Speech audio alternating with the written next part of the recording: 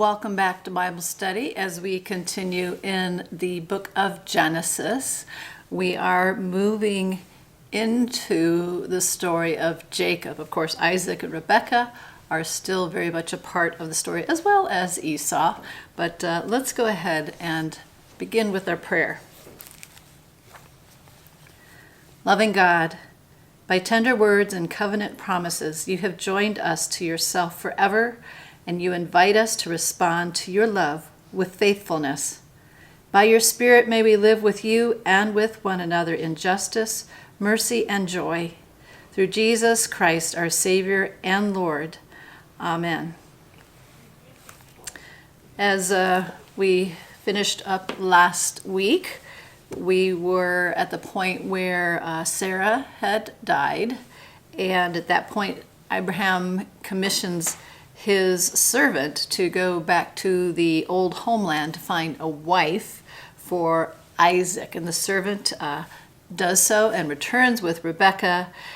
And then, just before we're picking up in chapter 25 for today, Abraham has also passed away. So now it is the time for what will come to the next generation. There's the generation of Isaac and Rebekah now. But what will be happening in the next generation, and how will the promise to Abraham for especially descendants, how will that continue?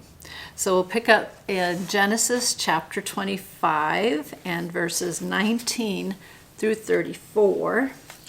And we'll do, I think 19 through 23 to start out. These are the descendants of Isaac, Abraham's son. Abraham was the father of Isaac, and Isaac was 40 years old when he married Rebekah, daughter of Bethuel, the Aramean of Padan Aram, sister of Laban the Aramean. Isaac prayed to the Lord for his wife because she was barren, and the Lord granted his prayer, and his wife Rebekah conceived.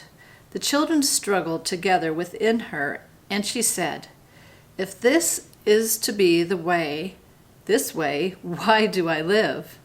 So she went to inquire of the Lord, and the Lord said to her, "2 nations are in your womb, and 2 peoples born of you shall be divided. The one shall be stronger than the other. The elder shall serve the younger." So I find it interesting. Again, part of this is that the question mark is, will the promise continue, especially the promise for descendants? There's a bit of possible question mark, possible difficulty, and again, for this to happen, God's intervention is needed.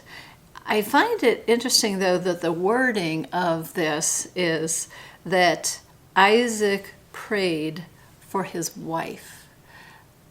Even though we tend to think of the promise and we think of the God of Abraham, Isaac, and Jacob, that's the kind of way that God's name is often described, here Isaac seems to really care about his wife. His concern seems to be more for her sake than for will his own lineage continue.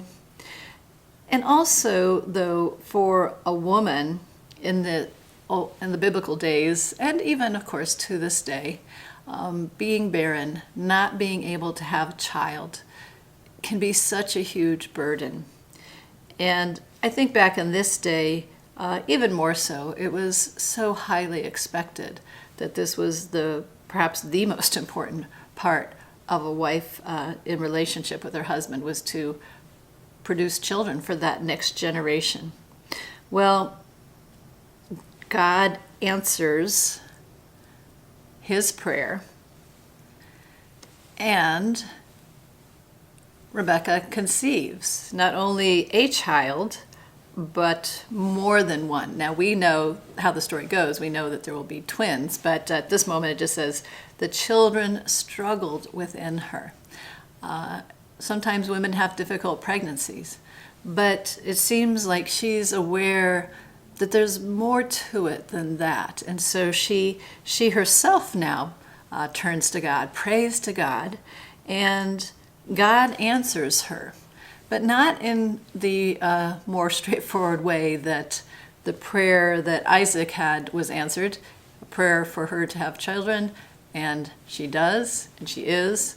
But now this response that God gives, it's kind of an explanation for the difficulty of what she is experiencing, and also kind of a looking toward the future, kind of pointing towards the future, and that this conflict is something that again will play out. And it's not just telling what will happen among the nations. Part of the whole story of Jacob is important to understand, that while it tells the story of an individual, it is also really understood as the broader story of the birth of a nation and the place of the nation in that whole culture and that whole time, and even forward. And so these two brothers are going to be the source of two important nations. Also, though, what we're learning from very, very beginning is that Jacob's life is one with conflict. He can't seem to avoid it, and it starts even before he's born. All right, let's pick up verse 24 through 28. When her time to give birth was at hand, there were twins in her womb. The first came out red, all his body like a hairy mantle, so they named him Esau. Afterward his brother came out with his hand gripping Esau's heel, so he was named Jacob. Isaac was 60 years old when she bore them. When the boys grew up, Esau was a skillful hunter, a man of the field, while Jacob was a quiet man living in the tents. Isaac loved Esau because he was fond of game, but Rebekah loved Jacob. Now, here's a little detail that if we weren't listening from earlier, it starts to tell how Isaac prays, then God answers the prayer, Rebekah becomes pregnant, but when were they married? Now, it doesn't say how long after they were married that Isaac made this prayer, but it says that Isaac was 40 years old when he and Rebekah were married. And then we are told that Isaac was 60 years old when these two boys, when these twins are born. So I'm going to imagine that he didn't lift up the prayer for her to have children immediately, probably sometime initially passed. But it also gives me the impression that even between the time of when he prayed and then she became pregnant and had a child, that there was just like, not to the extent in the story of Abraham and Sarah, but that there was space, there was time that went by before she really did become pregnant and have these two boys. Now, the name Esau is related to a word similar to a word. It kind of roots to the country of Edom, and that also relates to a word that's similar to the word red. And then there's another word, Seir, where also is a region. So part of this name of Esau is both named for areas, but also colors or certain things that seem to describe him. So Edom is like a location, a place, a country that's like the word red, and then Seir is the word of another location, but it's like the word kind of to be hairy. So somehow those two get kind of blended together, and Esau is the name given. And he is the stronger one. He is the natural firstborn. And then there comes Jacob. Yaakov is the kind of Hebrew way. And that relates to the word heel, which seems to be part of the story of how he's born. He's grasping the heel of his brother Esau. And the way it kind of transpires, it starts to set that Jacob is always trying to grab whatever belongs to Esau. He's always trying to supplant him. He's always trying to take over his position. And that's also kind of like a word that relates to the name Jacob, both heal, but also to supplant, to take over. Well, again, the conflict, the very moment of their birth is being played out, that there's already conflict. Now we get to hear some more about how they are as they're growing up. And Esau loves the outdoors, he loves hunting, he loves living off the land, and he is favored by his father Isaac. And Jacob is more settled. Now, it might sound like he never left the tents, like he was this pure homebody. But I think really he's trying to describe is that his life was more about tending the fields, tending the pastures, taking care of the domestic animals. So it was more settled, and it was living near the settlement rather than wandering and going out to be a hunter and such, just like Esau was. And so happens that Jacob is favored by Rebekah. Now, does that go back to what she heard from God before they were born? Who's to say? As parents, we want to always show our children full love, not favoritism. But I think in the Bible we also hear some very more realistic portrayal of families and that sort of thing. It does happen. And so here, this is a situation that also, though, contributes to the conflict. All right, well, now the boys are much more grown up, and we'll pick up in chapter 25 and verse 29 through 34. Once when Jacob was cooking a stew, Esau came in from the field, and he was famished. Esau said to Jacob, "Let me eat some of the red stuff, for I am famished." Therefore he was called Edom. Jacob said, "First sell me your birthright." Esau said, "I am about to die. Of what use is a birthright to me?"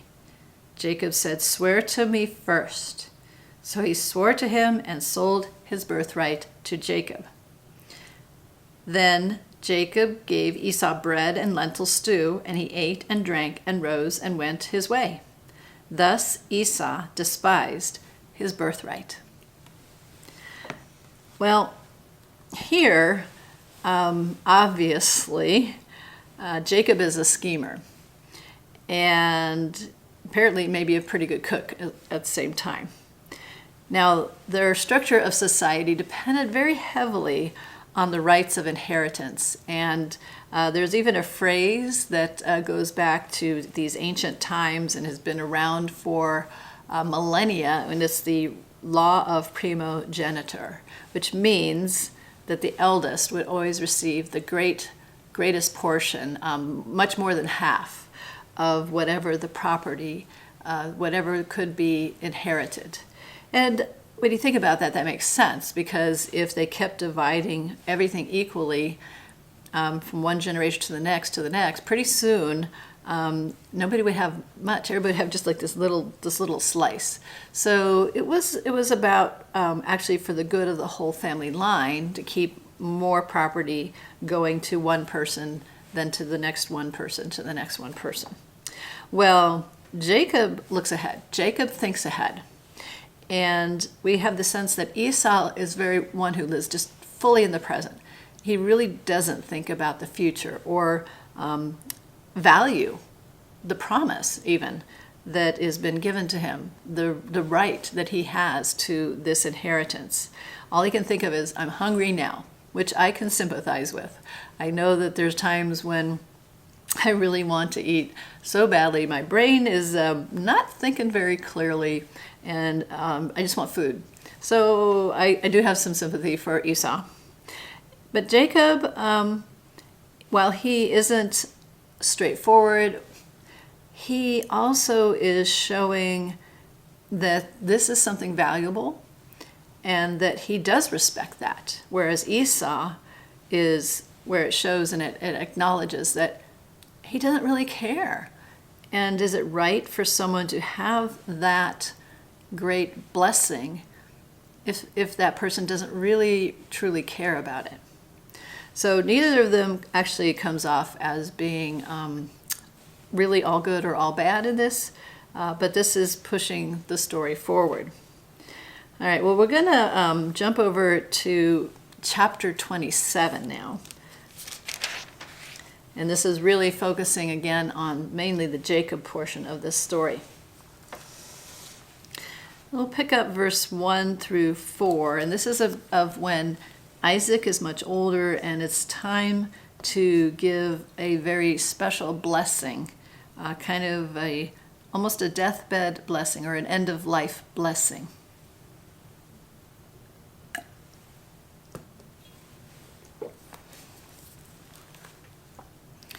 So chapter 27 and 1 through 4.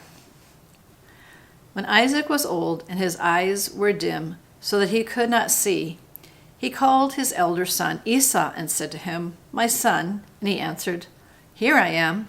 He said, "See, I am old. I do not know the day of my death. Now then take your weapons, your quiver and your bow, and go out to the field and hunt game for me. Then prepare for me savory food, such as I like, and bring it to me to eat, so that I may bless you before I die." What Isaac is initiating is something that was actually very important, is a kind of an actual ritual. There were different steps. It wasn't just, hey, feed me some good food and then I'll give you a blessing. There were certain elements, things that happened first and then the next step and the next step. And it would be not quite the last will and testament, because actually by selling off his birthright, he actually gave up the right to a major portion of the inheritance. But still, it would be meaningful. It would be acknowledging Esau still having a very important place in what was the coming generation and in moving forward. So it was really, really important. And words were extremely important. And words once given in a blessing such as this, and also, again, in a whole ritual like this, they were like law. They weren't something that you could just decide to change on a whim. Well, now, though, after Esau sets out, we find out there's something more going on here. Picking up verse 5 through 10. Now Rebekah was listening when Isaac spoke to his son Esau. So when Esau went to the field to hunt for game and bring it, Rebekah said to her son Jacob, "I heard your father say to your brother Esau, 'Bring me game and prepare for me savory food to eat, that I may bless you before the Lord before I die.' Now therefore, my son, obey my word as I command you. Go to the flock and get me 2 choice kids, so that I may prepare from them savory food for your father, such as he likes. And you shall take it to your father to eat, so that he may bless you before he dies." So while Jacob was the initiator on the taking of his brother's birthright, the right to be the first in line for inheritance, his mother is the one who now intervenes.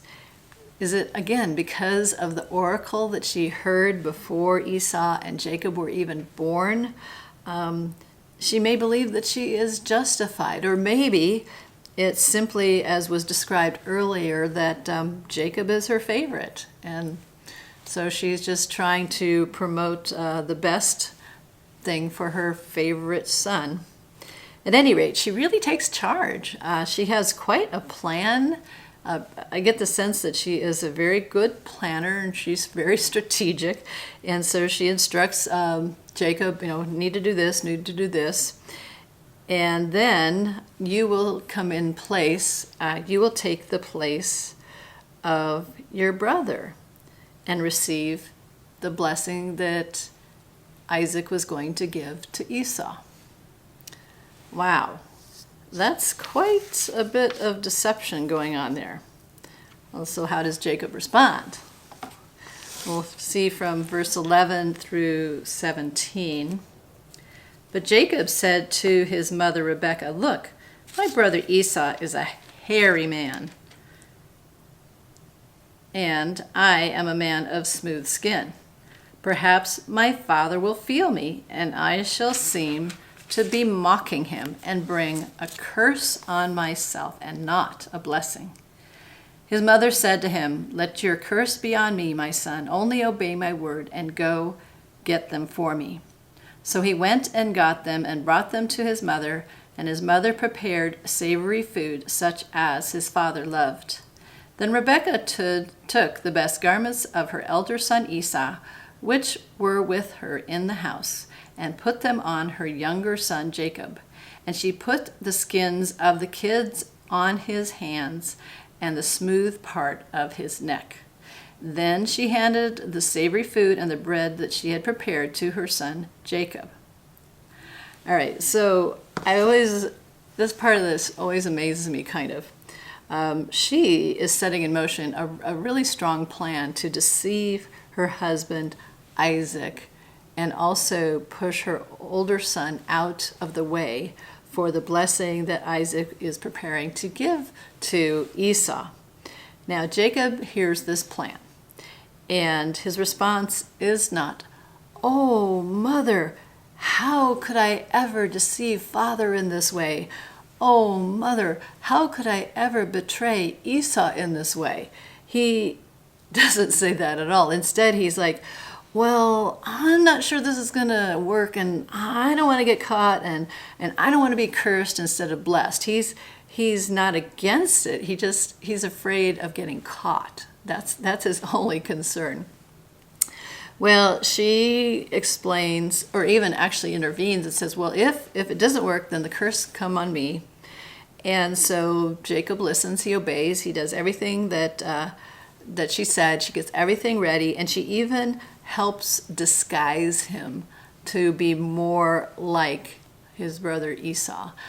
Clothes that Esau wears, therefore, also would smell like Esau. Takes some of the skin. Now, Esau must have been a really hairy guy, because takes some of the skin from the kids that were cut to make the stew and puts that on his hands and on his neck, so he'll feel hairy like his brother Esau.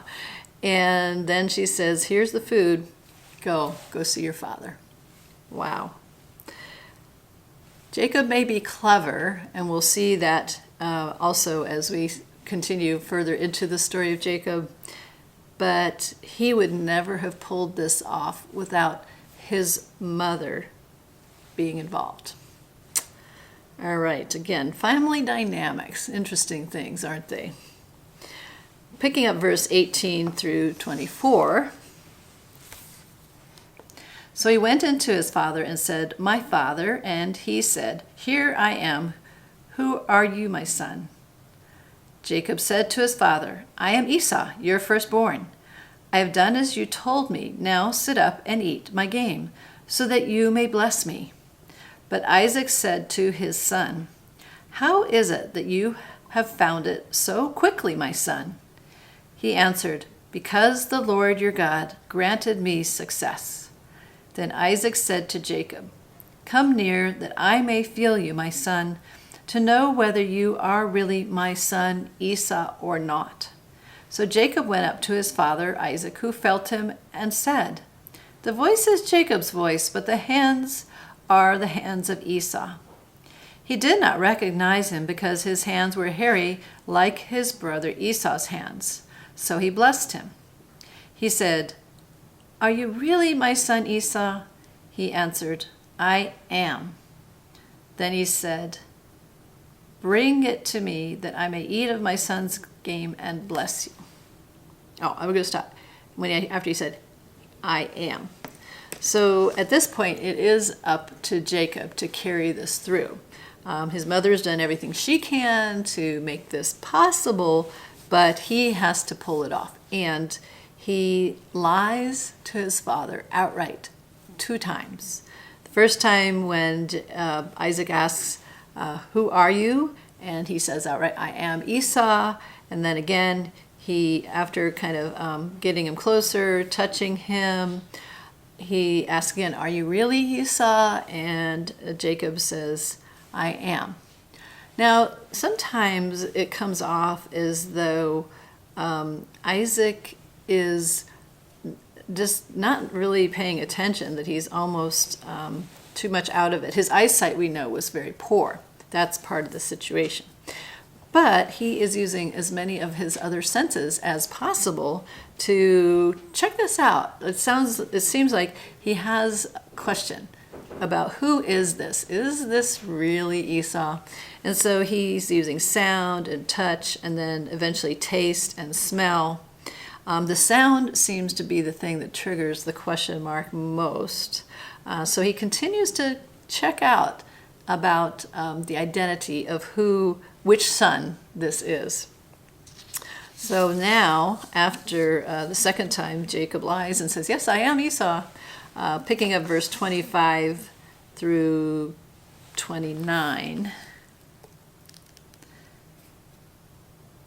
Then Isaac said, "Bring it to me, that I may eat of my son's game and bless you." So he brought it to him, and he ate, and he brought him wine, and he drank. Then his father Isaac said to him, "Come near and kiss me, my son." So he came near and kissed him, and he smelled the smell of his garments and blessed him. "Ah, the smell of my son is like the smell of a field that the Lord has blessed. May God give you the dew of heaven and the fatness of the earth and plenty of grain and wine. Let peoples serve you and nations bow down to you. Be Lord over your brothers, and may your mother's sons bow down to you. Cursed be everyone who curses you, and blessed be everyone who blesses you." So again, this is a whole ritual. There's definite steps. It's not just eat some food. There's this needs to happen, this needs to happen, then this needs to happen. At this point, the sharing of a kiss apparently was also part of the ritual. And again, it seems like Isaac is using these elements in the ritual to keep testing out the identity.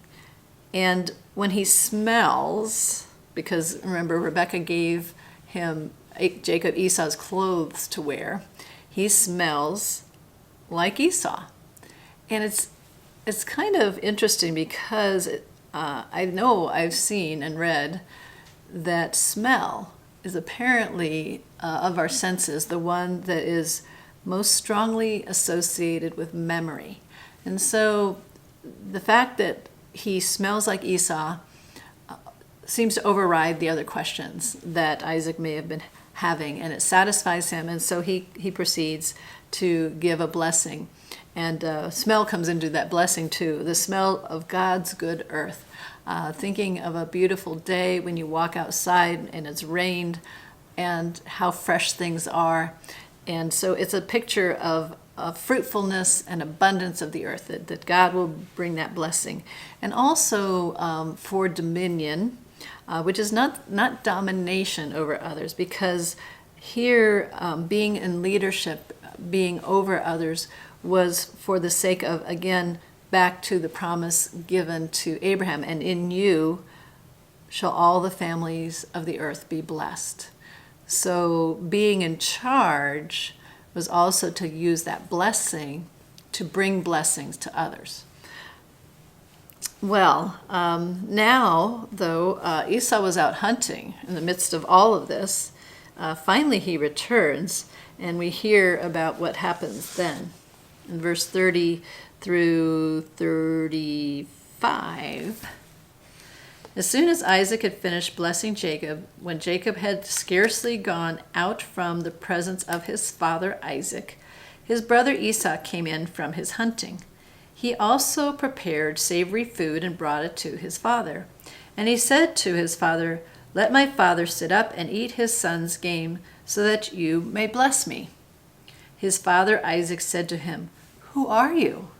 He answered, "I am your firstborn son, Esau." Then Isaac trembled violently and said, "Who was it then that hunted game and brought it to me, and I ate it all before you came, and I have blessed him? Yes, and blessed he shall be. When Esau heard his father's words, he cried out with an exceedingly great and bitter cry, and said to his father, Bless me also, father. But he said, Your brother came deceitfully, and he has taken away your blessing. Esau said, Is he not rightly named Jacob? For he has supplanted me these 2 times. He took away my birthright, and look, now he has taken away my blessing. Then he said, Have you not reserved a blessing for me? And so what happens is, of course, there's great distress on both their parts. But then Isaac does give a blessing to Esau.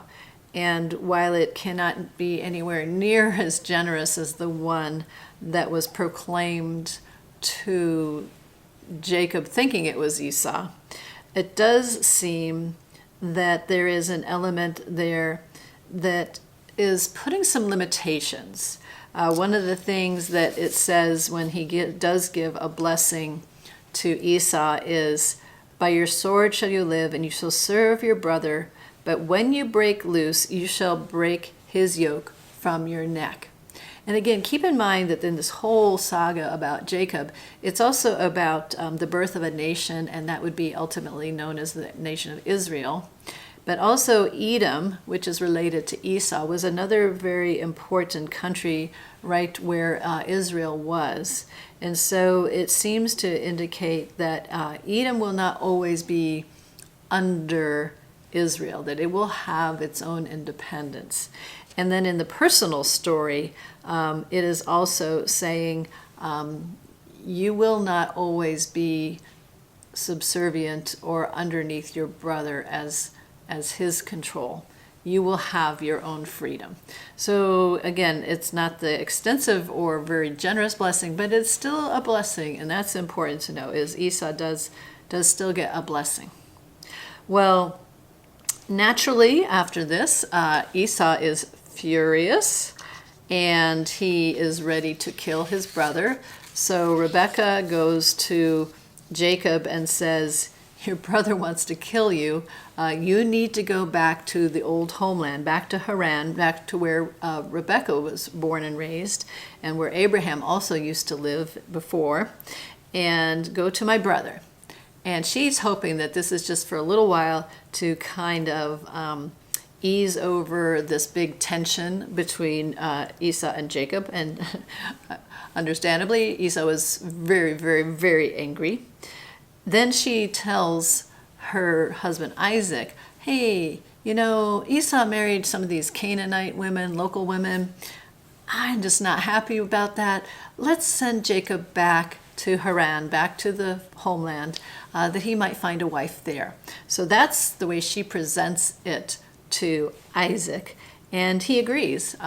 Maybe obviously because his wife came from there. It seems like a good plan. Kind of keeps the old family connection, so to speak. And interestingly, before Jacob is going to set out, Isaac even gives him, like a blessing that this will go well, and that he will be able to find this future wife. So Isaac seems to have made peace that this is what's happening. Jacob is the one who will be the next in line, as if he were the firstborn. And so he gives him a blessing to go on that journey. But Jacob, on his side, is full of fear. He knows his brother wants to kill him. He's running on his own. He does not go with a contingent of servants or anything. And he's just running for his life. He's scared. And so we pick up as he is running away in Genesis chapter 28 and verse 10. And this gets to what's kind of known as Jacob's dream. We'll do verse just 10 and 11 to start. Jacob left Beersheba and went toward Haran. He came to a certain place and stayed there for the night, because the sun had set. Taking one of the stones of that place, he put it under his head and lay down in that place. So he's on the run for his life, and he stops on the way to rest. And I think it kind of shows how distressed but also exhausted he is. It says he uses a stone for a pillow. I can't imagine that was very comfortable. And maybe that was something that kind of led into some kind of an unusual dream that he has. He was, we'll hear that. So picking up verse 12 through 17. And Jacob dreamed that there was a ladder set up on the earth, the top of it reaching to heaven, and the angels of God were ascending and descending on it. And the Lord stood beside him and said, I am the Lord, the God of Abraham your father, and the God of Isaac. The land on which you lie I will give you, and to your offspring. And your offspring shall be like the dust of the earth, and you shall spread abroad to the west, and to the east, and to the north, and to the south. And all the families of the earth shall be blessed in you, and in your offspring. Know that I am with you, and will keep you wherever you go, and will bring you back to this land. For I will not leave you until I have done what I have promised for you. Then Jacob woke from his sleep and said, Surely the Lord is in this place, and I did not know it. And he was afraid and said, How awesome is this place! This is none other than the house of God, and this is the gate of heaven. So, here is the one who has deceived his brother severely twice, lied, deceived his father. He's on the run for his life. And yet, God treats him with amazing grace. God comes to him. It says stands next to him. God doesn't just, speak from on high to Jacob. It says God is right there with him. There are no mediators. There are no go-betweens. God is talking directly to Jacob and reaffirms the promise that was given to Abraham. Land, offspring, blessed to be a blessing. Jacob doesn't deserve that at all. But then there's even more. God continues and says, I will be with you and will keep you wherever you go. I will bring you back home. I will stay with you through all of this. Again, amazing, amazing grace. Generous blessing given by God to one who is so undeserving. And that's an element that I really appreciate or love about the story of Jacob, is that if someone like Jacob, who is clearly not always on the right track, if God can show grace there, how God can show grace towards us. Well, Jacob gets up early the next day. He sets up a stone. He calls the place Bethel, which means house of God. And Bethel later on becomes an important city that's north of Jerusalem. And Bethel will figure again in this as much later on. But again, what we hear in this is how God is generous and always, always faithful. I think it's important too to be reminded of the power of words and how we use our words, and to do our best to use our words to bring blessing to others. That's something that I feel this whole part of the story of Jacob reminds us. Well, the goodness of God, the blessing of God, that made me think of the hymn, For the Beauty of the Earth.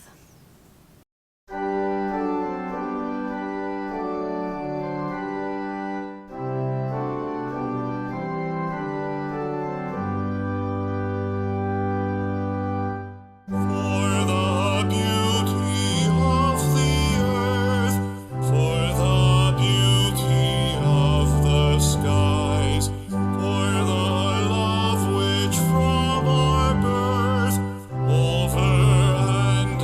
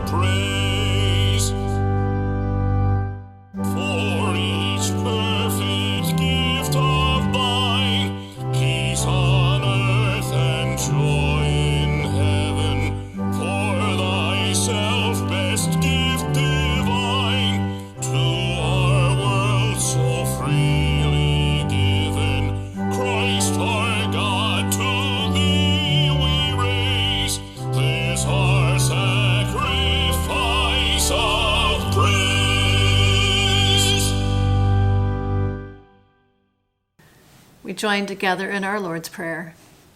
Our Father, who art in heaven, hallowed be thy name. Thy kingdom come, thy will be done on earth as it is in heaven.